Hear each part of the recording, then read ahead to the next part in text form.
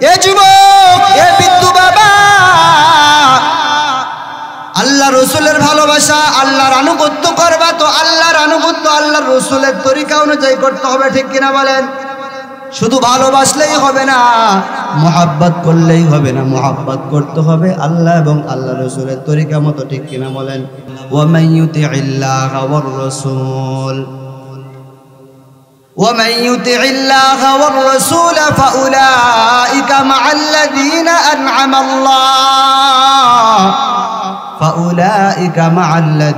أنعم الله عليهم من النبيين والصديقين والشهداء والصالحين وحسن أولئك رفيقا।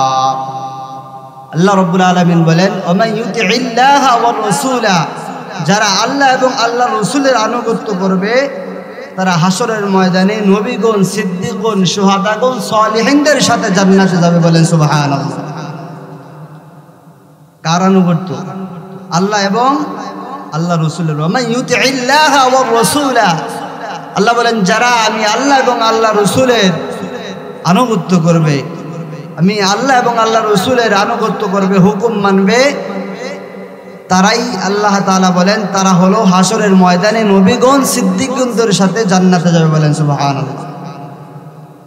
মুহতারাম হাজিরিন, নবীকে আমরা অনেকেই ভালোবাসি, আল্লাহ হুকুম আমরা অনেকেই মানি, কিন্তু তরিকা মতো মানা এক জিনিস, হুকুম মানা এক জিনিস, তরিকা মতো মানা আর এক জিনিস।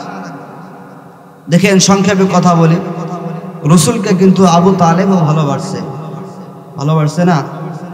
আপনারা ইতিহাস পড়ে দেখবেন, রসুল হযরত মুহাম্মদুর রাসূলুল্লাহ দুনিয়ার জীবদ্দশায় বেঁচে ছিল, আবু তালেব যতদিন বেঁচে ছিল রসুলকে কোনোদিন কেউ কোনো আঘাত করতে পারে নাই। রসুলকে আবু তালেব মুহাব্বত করছে, ভালোবাসছে, আবু জাহেলও রসুলকে ভালোবাসছে, ওমরও ভালোবাসছে, উসমানও ভালোবাসছে। আবু তালেবের ভালোবাসা, আবু জাহেলের ভালোবাসা তাদেরকে জাহান্নামে নিয়ে গেছে, ওমরের ভালোবাসা, উসমানের ভালোবাসা, আবু বকরের ভালোবাসা তাদেরকে জান্নাতে নিয়ে গেছে। বলেন সুবহানাল্লাহ। কি বুঝলেন? একজনে ভালোবাসছে, আবু তালেবও ভালোবাসছে, আবু জাহেলও ভালোবাসছে, কিন্তু তাদের ভালোবাসায় তাদেরকে জান্নাতে নিতে পারে নাই। কিন্তু আবু বকর, ওমর, উসমান, আলী তারাও রসুলকে ভালোবাসছে, তাদের ভালোবাসায় তারা জান্নাতে গেছে। মানে ভিন্নতা কোথায়? একজনে ভালোবাসা জান্নাতে গেল, আর একজন ভালোবেসে জাহান্নামে গেল। তরিকা মতো হয় নাই, ঠিক কিনা বলেন? হযরত আবু বকর, ওমর তরিকা মতো ভালোবাসছে রসুলকে, আর আবু তালেব, আবু জাহেল রসুলকে তরিকা মতো ভালোবাসে নাই। এ বন্ধু, যার কারণে আবু জাহেল, আবু তালেব জাহান্নামে গেছে, আর আবু বকর, উসমান, আলী তারা রসুলকে তরিকা মতো ভালোবাসছে, তো তারা দুনিয়া থেকেই জান্নাতের সার্টিফিকেট পেয়ে গেছে। বলেন সুবহানাল্লাহ। মুহতারাম হাজিরিন, এর জন্য শুধু রসুলকে এবং আল্লাহর তরিকা মতো, রসুলের ভালোবাসা, আল্লাহর ভালোবাসা বাসলেই হবে না, তরিকা মতো বাসতে হবে, ঠিক কিনা বলেন? এ যুবক, এ বিদ্যু বাবা, আল্লাহ রসুলের ভালোবাসা, আল্লাহর আনুগত্য করবা তো আল্লাহর আনুগত্য আল্লাহর রসুলের তরিকা অনুযায়ী করতে হবে, ঠিক কিনা বলেন? শুধু ভালোবাসলেই হবে না, মুহাব্বত করলেই হবে না, মুহাব্বত করতে হবে আল্লাহ এবং আল্লাহ রসুলের তরিকা মতো, ঠিক কিনা বলেন? মুহতারাম হাজিরিন, রসুলের সাহাবী প্রত্যেকজনই রসুলকে ভালোবাসছে, আল্লাহর হুকুম মানছে, ঠিক কিনা বলেন?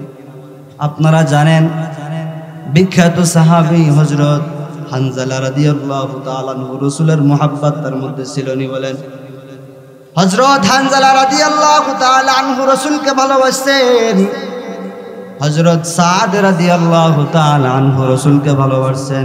আনুগত্য কাকে বলেন? দেখেন, আজকে আমরা আনুগত্য করি বাবা, রসুলের অপমাননা হয়, রসুলকে অপমাননা করে, মানুষ অপমাননা করে, রসুলকে গালি দেয়, রসুলের উম্মত হয়ে আমরা জমিনে বসে থাকি, ঠিক কিনা বলেন? রসুলের আনুগত্য কাকে বলে? আল্লাহর হুকুম কাকে বলে? যে অবস্থায় আল্লাহ যে হুকুম করছে ওই অবস্থায় ওই হুকুমটা মানার নামে আল্লাহর ইবাদত। এবং ওই হুকুমটা আল্লাহ রসুলের তরিকা মতো মানাই আল্লাহর ইবাদত। শুধু হুকুম মানলে হবে না, তরিকা মানলে হবে না। আল্লাহ এবং আল্লাহ রসুলের তরিকা কি হুকুম আল্লাহ তাআলা বলছে, ওই হুকুম অনুযায়ী যদি আমি আপনি আল্লাহ এবং আল্লাহ রসুলকে ভালোবাসতে পারি, তাহলে আমি আপনি জান্নাতে যাইতে পারবো। মুহতারাম হাজিরিন, সময় সংক্ষেপের কারণে সংক্ষিপ্ত আকারে বলতেছি বাবা। আল্লাহ রসুলের সাহাবী হযরতে হানজালা রাদিয়াল্লাহু তাআলা আনহুর ঘটনা আপনারা শুনেছেন। রসুলের মোহাব্বত তাদের মধ্যে কেমন ছিল, রসুলের ভালোবাসা তাদের মধ্যে কেমন ছিল, আর আমাদের মধ্যে রসুলের ভালোবাসা কেমন একটু খেয়াল করবেন। হযরতে হানজালা রাদিয়াল্লাহু তাআলা আনহুর ঘটনা আপনারা শুনছেন। আল্লাহর নবী সরকারে দু আলম মুহাম্মাদুর রাসূলুল্লাহ সাল্লাল্লাহু আলাইহি ওয়াসাল্লাম উহুদের যুদ্ধের আগে, উহুদের যুদ্ধের দিন আল্লাহর নবী দুইজন সাহাবীর বিবাহ পড়াইছে। কয়জন সাহাবী বলেন? দুইজন। একজন হচ্ছে হানজালা, আর একজন হচ্ছে রাসূলের সাহাবী হযরত সাদ রাদিয়াল্লাহু তাআলা। দেখেন রসুলকে তারা কেমন ভালোবাসতো, রসুলের মোহাব্বত তাদের মধ্যে কেমন ছিল, রসুলের ভালোবাসা কেমন ছিল একটু বুঝবেন। এই পদ্মার আড়ালের মা, ভালো করে শোনো রে মা, তুমি আমি রসুলকে মোহাব্বত করবো, রসুলকে ভালোবাসবো রসুলের তরিকা অনুযায়ী। সাহাবা ইকরাম যেভাবে ভালোবাসছে, এই বাবা সেইভাবে যদি আমি আপনি রসুলকে ভালোবাসতে পারি, আমরাও দুনিয়ার মধ্যেও জান্নাত পাইতে পারি কি পারি না বলেন? তাদেরকে যে জান্নাত দিছে, যে আল্লাহ জান্নাত দিছে, সে আল্লাহ কি এখনো আছে না না চলে গেছে বলেন? আছে, সে আল্লাহ এখনো আছে। এজন্য আমরাও যদি সেইভাবে ভালোবাসতে পারি, আমরা জান্নাত পাবো কি পাবে না বলেন? আমরাও জান্নাত পাবো। মুহতারাম হাজিরিন, উহুদ যুদ্ধের আগে আল্লাহর নবী সরকার দু আলম দুইজন সাহাবীর বিবাহ পড়াইছেন। একজন হলো হযরত হানজালা রাদিয়াল্লাহু তাআলা, আর একজন হলেন হযরত সাদ রাদিয়াল্লাহু তাআলা। দুইজন নববিবাহিত যুবক। আল্লাহর নবী বলছেন, তোমরা দুইজন নববিবাহিত যুবক, তোমরা দুজন আজকে যুদ্ধে যাবা না। উহুদ যুদ্ধের দামামা যখন বেজে গেছে, আল্লাহর নবী সরকারে দু আলম মুহাম্মাদুর রাসূলুল্লাহ বলছে, হে সাদ, হানজালা, তোমরা দুইজন আজকে যুদ্ধের ময়দানে যাবে না, কারণ তোমরা নববিবাহিত যুবক, তোমরা আজকে স্ত্রীকে সময় দিবা, আজকে তোমরা যুদ্ধের ময়দানে যাবা না। এর মধ্যে একটা কাহিনী আছে। রসুলের সাহাবী হযরত হানজালা রাদিয়াল্লাহু তাআলা নতুন বিবাহ করছে, হযরত সাদ রাদিয়াল্লাহু তাআলা নতুন বিবাহ করছে। যখন হযরত হানজালা রাদিয়াল্লাহু তাআলা শুনছেন আল্লাহর নবী যুদ্ধের ময়দানে, উহুদের ময়দানে যাবেন, আর আমরা নতুন বউর কাছে যাব না, না হতে পারে না। হযরত হানজালা বলে, রসুল যুদ্ধের ময়দানে গিয়ে শহীদ হবেন, আর আমি হানজালা নতুন বউ নিয়ে বাসর করব, এটা কোনোদিন হতে পারে না, ঠিক কিনা বলেন? কান্দিয়া কুলরে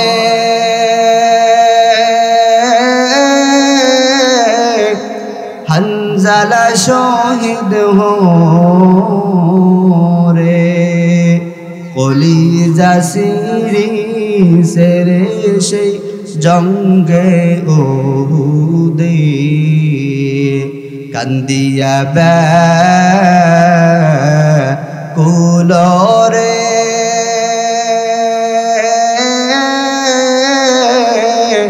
হানজালা শহীদ রে, কলিজা সিরিছে রে সেই জঙ্গে উহুদে। এ মুসলমান যুবক, আল্লাহর গোলাম, এই সদরপুর এলাকার মুসলমান, গভীর মনোযোগ দিয়ে শুনবেন। রসুলের মোহাব্বত, রসুলের ভালোবাসা হযরত হানজালার কেমন ছিল বাবা? হযরত হানজালা রাদিয়াল্লাহু তাআলা আনহুকে রসুল বলছে, তুমি আজকে যুদ্ধের ময়দানে যাবা না। ও হানজালা, তুমি নববিবাহিত, তুমি যুদ্ধের ময়দানে যাবা না। যখন উহুদের ঘন্টা বেজে গেছে যুদ্ধে যাওয়ার জন্য, আল্লাহর নবী সকল সাহাবীদেরকে বলল, সাহাবারা সবাই যুদ্ধের জন্য প্রস্তুত হও। সবাই যুদ্ধের জন্য প্রস্তুত হয়ে গেছে। হযরত হানজালা রাদিয়াল্লাহু তাআলা আনহুকে রাসূল বিবাহ করেছে, এই জন্য নিষেধ করেছে। হযরত হানজালা রাদিয়াল্লাহু তাআলা আনহুকে রাসূল নিষেধ করেছে। হযরত হানজালা রাদিয়াল্লাহু তাআলা আনহু নিষেধ না শুনিয়া সঙ্গে সঙ্গে উহুদের ময়দানে গিয়ে আল্লাহর নবী হযরত হানজালা রাদিয়াল্লাহু তাআলা আনহু নবীর মহব্বতে, নবীর ভালোবাসায় যুদ্ধে গিয়ে শহীদ হয়ে গেছে। বলেন সুবহানাল্লাহ। শুধু হানজালা নয়, শুধু হানজালা নয়, রাসূলের সাহাবী হযরত সাদ রাদিয়াল্লাহু তাআলা আনহু, এ বাবা কেমন মহব্বত, কেমন ভালোবাসা, কেমন মহব্বত, কেমন ভালোবাসা সাহাবাদের মধ্যে ছিল। বাবা একটু গভীর মনোযোগ দিয়ে শুনবেন। হযরত সাদ রাদিয়াল্লাহু তাআলা আনহু ছিল কালো কুৎসিত মুরব্বী একজন সাহাবী, বয়স্ক সাহাবী। হযরত সাদ রাদিয়াল্লাহু তাআলা আনহু বলে, পয়গম্বর আমার তো কোনোদিন বিবাহ হবে না, আমি জান্নাতেও যাইতে পারবো না, কারণ আমি অনেক কালো। হযরত সাদ রাদিয়াল্লাহু তাআলা আনহুকে পয়গম্বর বলে, না না ও সাদ, তুমি জান্নাতে থাকবা। বলেন সুবহানাল্লাহ। হযরত সাদ রাদিয়াল্লাহু তাআলা আনহু ওই দিন উহুদের দিনে আল্লাহর নবী হযরত সাদ রাদিয়াল্লাহু তাআলা আনহুর বিবাহ পড়াইছেন। দুইজন সাহাবীর বিবাহ, হযরত সাদ এবং হযরত হানজালা রাদিয়াল্লাহু আনহুর বিবাহ আল্লাহর নবী যুদ্ধের দিন, উহুদের দিন আল্লাহর নবী পড়াইছেন। তাদেরকে যুদ্ধের ময়দানে যাইতে নিষেধ করেছেন। এ বাবা ভালো করে বুঝবেন কেমন আশিক ছিল তারা, নবীর মুহাব্বতের, নবীর ভালোবাসার আশিক তারা কেমন ছিল। দেখেন হযরত হানজালা রাসূলকে হযরত সাদ রাদিয়াল্লাহু তাআলা আনহু আল্লাহর নবীকে বলে, নবী আমার সাথে মদিনার কোনো মেয়েকে বিবাহ দিবে না, কারণ আমি হচ্ছে মদিনার মধ্যে সবচাইতে কালো সাহাবী। আল্লাহর নবী বলে, না না সাদ, মদিনার মধ্যে সবচাইতে সুন্দরী মেয়ের বিবাহ তোমার সঙ্গে হবে। বলেন সুবহানাল্লাহ। সাহাবাদেরকে বলে, দেখো মদিনার মধ্যে সবচাইতে সুন্দরী মেয়ে কার? সাহাবায়ে কেরাম খোঁজ নিয়ে দেখে আব্দুল ওহাবের সুন্দর একটা কন্যা আছে। হযরত সাদ রাদিয়াল্লাহু তাআলা আনহুকে মুহাম্মদুর রাসূলুল্লাহ সাল্লাল্লাহু আলাইহি সাল্লাম বলে, ও সাদ যাও, তুমি আব্দুল ওয়াহাবের মেয়েকে বিবাহ করার জন্য যা গিয়ে প্রস্তাব দাও। আল্লাহর নবীর হুকুম অনুযায়ী হযরত সাদ রাদিয়াল্লাহু তাআলা আনহু আব্দুল ওয়াহাবের বাড়িতে চলে যায়। বাড়িতে গিয়ে বলে, ও আব্দুল ওয়াহাব, আল্লাহর নবী সরকারে দো আলম মুহাম্মদুর রাসূলুল্লাহ আমাকে পাঠিয়েছেন তোমার মেয়ের বিবাহের প্রস্তাব দেওয়ার জন্য। আব্দুল ওয়াহাব বলতেছে, পাত্র কই? কে আমার মেয়েকে বিবাহ করবে? হযরত সাদ বলে, আল্লাহর নবী মুহাম্মদুর রাসূলুল্লাহ আমাকে পাত্র বানিয়ে পাঠিয়েছে। বলেন আল্লাহু আকবার। আব্দুল ওয়াহাব বলে, না না, তোমার মতো একটা কালো ছেলের সাথে আমার মেয়ের বিবাহ আমি দিতে পারি না। আমি আমার মেয়েকে ভালো দেখে এক জায়গায় বিয়ে দিব, তোমার মতো কালো কুৎসিত বেকার ছেলের সাথে আমি আমার মেয়েকে বিবাহ দিবে না। যাই না শুনে কি কেউ মনে করেন নিজের কন্যাকে একজন বেকার ছেলের সাথে বিবাহ দেয়? এবার আব্দুল ওয়াহাব নিষেধ করে দিলেন, না না, বেকার ছেলের সঙ্গে আমি আমার মেয়েকে বিবাহ দেব না। হযরত সাদ রাদিয়াল্লাহু তাআলা আনহু এবার আব্দুল ওয়াহাবের বাড়ি থেকে ফিরে যায়। এমন সময় ঘর থেকে আওয়াজ আসে, ঘর থেকে একটা মেয়ে আওয়াজ দেয়, ও আব্বা জান, কে আসছে, কার আওয়াজ শোনা যায়? বলে, আল্লাহর নবী একজন সাহাবীকে পাঠিয়েছে তোমার সঙ্গে বিবাহ দেওয়ার জন্য। হযরত সাদকে আল্লাহর নবী সরকারে দো আলম পাঠিয়েছেন, সাদের সাথে নাকি তোমার বিবাহ দিবে, এই প্রস্তাব দিয়ে আল্লাহর নবী হযরত সাদকে পাঠিয়েছেন। মেয়েটা ঘরের থেকে আওয়াজ দিয়ে বলে, বাবা, যদি আল্লাহর নবী মুহাম্মদুর রাসূলুল্লাহ সাল্লাল্লাহু আলাইহি ওয়াসাল্লাম এই বিবাহের প্রস্তাব দিয়ে থাকে, ও বাবা আপনি শুনে রাখেন, আমি আলহামদুলিল্লাহ বলিয়া সাদের বিবাহতে রাজি হয়ে গেলাম। বলেন সুবহানাল্লাহ। ওই মেয়েটা চিন্তা করছে যে এটা সাধারণ কোন মানুষের প্রস্তাব না, ঠিক কিনা বলেন? মুহাম্মদুর রাসূলুল্লাহ সাল্লাল্লাহু আলাইহি ওয়াসাল্লাম যেহেতু প্রস্তাব পাঠিয়েছেন, নিশ্চয়ই বিবাহের মধ্যে কল্যাণ আছে। এই জন্য হযরত সাদের বিবাহের জন্য রাজি হয়ে গেলেন। আব্দুল ওহাবও এক পর্যায়ে বিবাহতে রাজি হয়ে গেল। আল্লাহর নবী বিবাহের আয়োজন করলেন। বিবাহের আয়োজন করার সময় আব্দুল ওহাব বলতেছে, সাদ তোমার কাছে কোনো মহারণা আসেনি? আল্লাহর নবী সরকারে দো আলম বলে, ও সাদ বিবাহের আয়োজন করো, যাও যাও বাজার করে নিয়ে আসো।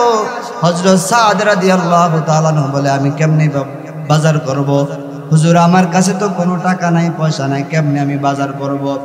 আল্লাহর নবী সরকারে দো আলম সাহাবীদের কাছ থেকে কিছু টাকা উঠাইয়া সাদ রাদিয়াল্লাহু তাআলা কে বিবাহের বাজার করার জন্য দিলেন। হযরত সাদ রাদিয়াল্লাহু তাআলা কিছু টাকা নিয়ে বাজারে চলে গেলেন। হযরত সাদ বাজারে যাওয়ার পর বাজারে গিয়ে হযরত সাদ রাদিয়াল্লাহু তাআলা বিবাহের বাজার করার জন্য যাবেন, কিছু সামগ্রী কিনবেন। এমন সময় কানের মধ্যে আওয়াজ, কে যেন আওয়াজ দেয়, মুহাম্মাদুর রাসূলুল্লাহ উহুদের ময়দানে তার দান্দান মোবারক শহীদ হয়ে গেছে।